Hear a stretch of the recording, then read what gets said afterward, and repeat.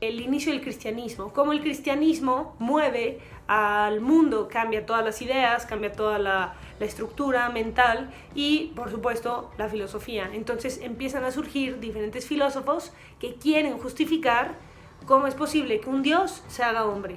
En este recorrido histórico vamos a empezar con Boecio. Boecio tiene un conflicto. ¿Cómo es posible que un hombre pueda recibir toda una deidad? Es decir, es como si el hombre se volviera una planta, sin perder sus propias características. Sería absurdo. Para eso es necesario una nueva definición. Esta nueva definición la propone Boecio en cuanto persona, ya no hombre. Si ustedes se fijan, cuando nosotros decimos persona, pensamos que es un hombre. En realidad no. Cuando nosotros decimos persona, no es redundante decir persona humana, sino que más bien la persona humana es una sustancia individual de naturaleza racional.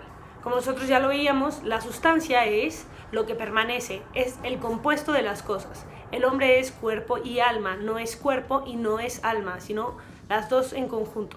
Entonces, ¿qué quiere decir esto? A la hora de ser cuerpo y alma, el hombre necesita de ambas para subsistir. Si le quitamos el cuerpo, no hay hombre. Si le quitamos el alma, no hay hombre.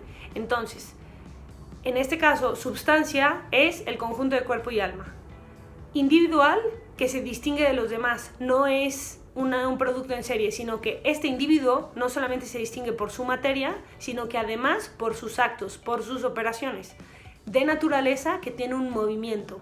¿Qué movimiento? Racional. Por eso, persona va a ser sustancia individual de naturaleza racional. En este caso, el hombre no solamente es el único ser que es sustancia individual de naturaleza racional, sino que hay otro ser que lo tiene. Y esto nos vamos a meter un poquito en teología, porque es el contexto en donde nos encontramos, y es la persona divina. Si ustedes recuerdan o conocen la definición de la Santísima Trinidad, que es todo un misterio, Dios es una sustancia porque permanece, es individual porque se distingue de las otras personas. La definición de la Santísima Trinidad es tres personas distintas, un solo Dios. ¿Qué quiere decir esto? ¿Que hay tres dioses? No, son tres personas distintas en un solo Dios. ¿Estas personas son humanas? No, son personas divinas. Por eso es sustancia que permanecen, individual. Dios Padre no se confunde con Dios Hijo y Dios Hijo no se confunde con Dios Espíritu Santo. Por ende, Dios Padre tiene la función de crear, que es una operación, no tiene materia, pero sí operación. Dios Espíritu Santo tiene la función de santificar y Dios Hijo tiene la función de redimir. Por ende, cada uno de ellos, por sus operaciones, no por su materia, porque no la tienen, se distinguen y por eso son individuales.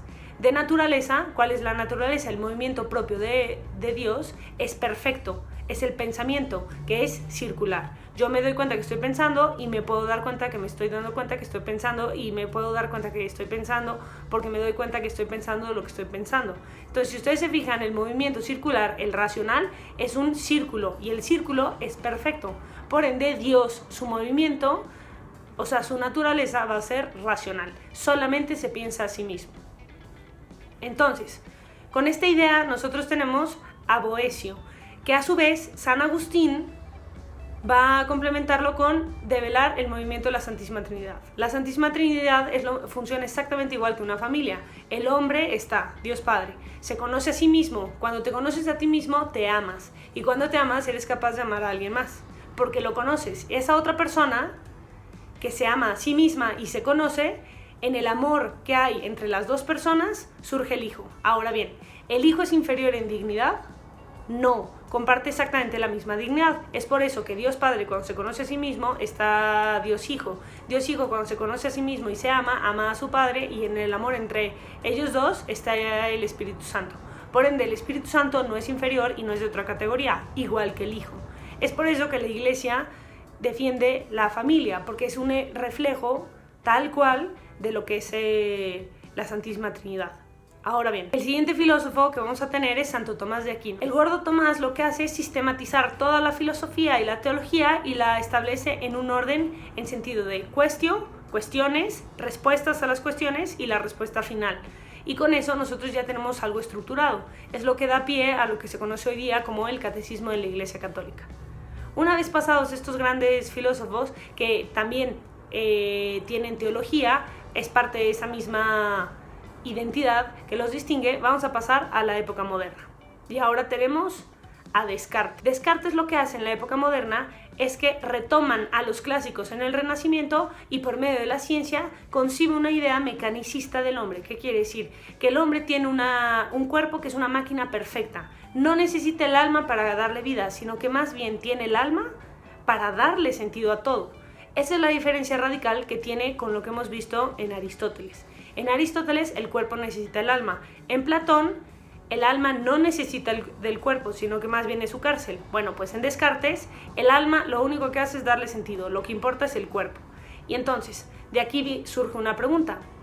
¿Cómo sabes que esto no es un sueño? Descartes establece lo que es la respuesta a este sueño, que es la duda. En el sueño no dudamos. Cuando nosotros dudamos, sabemos que pensamos. Y si pensamos, existimos. Por eso la famosa frase de Descartes.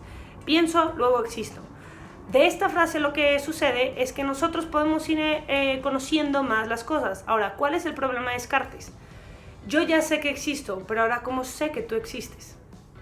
Eso es un problema muy grande. La genialidad de Descartes es que confirma lo que nosotros pensamos. Pero ahora, ¿cómo puedo garantizar que la mesa existe, que la silla existe, que la lámpara existe? Ese es un problema, porque nada nos asegura. ¿Y qué tal si hay un genio maligno que nos quiere engañar en este asunto? ¿Cómo le hacemos para escaparlo? Bueno, la respuesta de Descartes es muy sencilla.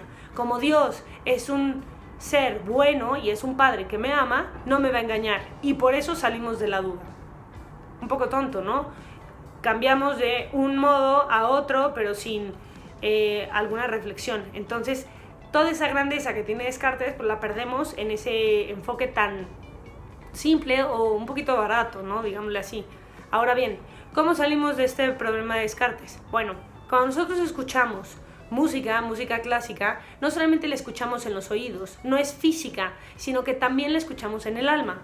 Hay un filósofo que establece que la música está hecha para mover diferentes cosas. Si tú quieres ser grande, pues tienes que escuchar música que te eleve. Es decir, si nosotros nos damos cuenta, hoy día tenemos un género musical que se llama reggaetón. Bueno, el reggaetón está enfocado solamente a una parte específica del cuerpo. Esa parte específica es la que mueve y de hecho, si se fijan, todas las letras van hacia esa parte. Si nosotros escuchamos banda, el tipo de música que nosotros tenemos, tambores, banda, todo ese tipo de ritmos así como el estómago, las tripas, entonces nos encogemos, nos hacemos hacia abajo cada vez que bailamos e incluso se nota. Ahora bien, hay otro tipo de música que mueve el corazón. Este tipo de música que mueve el corazón puede verse, por ejemplo, en el patriotismo, cuando suena el himno nacional, o digamos cuando estamos en un estadio de fútbol, sobre todo el mundial, y cuando la porra empieza a cantar Cielito Lindo. Eso nos mueve y nos conmueve tanto que podríamos incluso llorar. Si se fijan, ya no se queda solamente físico, sino que va un poco más allá. El siguiente gran filósofo que vamos a analizar es Kant. Kant lo que hace es que establece la diferencia entre un conocimiento como si fuera puro y duro, como haz cuenta una hoja de papel, y un conocimiento que ya tenemos nosotros pensado. Es decir, nosotros no conocemos como si no hubiera nada, sino que más bien conocemos a partir de ciertas categorías, ciertas ideas que nosotros ya tenemos en la cabeza. Ejemplo, piensa en algo que no tenga tiempo, que hayas conocido sin tiempo. No le pongas un pasado, no le pongas un presente y no le pongas un futuro.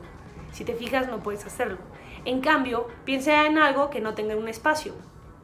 Necesariamente lo estás poniendo en un espacio. Tal vez ves negro y estrellitas como si fuera el espacio exterior. De todas maneras hay un espacio. Entonces dice Kant, todas las cosas que nosotros conocemos tienen un tiempo y un espacio, tienen categorías. Nosotros lo que hacemos es que vamos guardando en cajones ciertas ideas que nos van determinando cómo funcionan. Entonces, en un cajón están todos los colores, en otro cajón están todas las cantidades, en otro cajón están todas los accidentes en general, ¿no? Que son la relación, la pertenencia, la posición, la pasión, la acción, que son cosas que nosotros ya vamos catalogando. No están puestas de una manera sencilla, sino que las metemos en nuestros cajoncitos especiales en la mente. Entonces, el conocimiento no viene puro y duro, sino que más bien nosotros lo vamos esquematizando según nuestro pensamiento. Ahora bien, el siguiente filósofo que vamos a analizar es un filósofo que habla desde las guerras mundiales, la Primera y Segunda Guerra Mundial, que es Sartre. Sartre dice que el hombre está arrojado a la existencia. Entonces, lo único que le toca y está condenado es a morir. y lo único que puede hacer es prepararse para la muerte. Otro filósofo, que es Nietzsche, dice todo lo contrario. Dice que el hombre está condenado a vivir, no le queda de otra más que vivir. Y en ese vivir tiene que vivir más, porque tiene que hacerse responsable de sus actos, de sus acciones y de sus decisiones. Entonces son estos grandes filósofos que hablan desde la sospecha. Ahora bien, en esta época también entra un gran personaje histórico que modifica y complementa el estudio del hombre, que es Freud. Freud, al hablar del psicoanálisis, él establece la relación que hay entre el cuerpo y el alma y entonces introduce lo que es la afectividad. En esta afectividad es la relación que nosotros tenemos con las cosas, con las personas. Y de ahí surge una gran rama del estudio filosófico del hombre, que es el personalismo. El personalismo incluye no solamente la parte corporal y la parte espiritual, sino que además esa conexión que hay entre cuerpo y alma es lo que conocemos como afectividad. Las emociones, lo que nos afecta del exterior y lo hacemos propio. Pero no solamente afecta físicamente, sino también mentalmente. Es por eso que todo lo que nos sucede físicamente lo relacionamos con una idea. Es con esto que nosotros terminamos el recorrido histórico.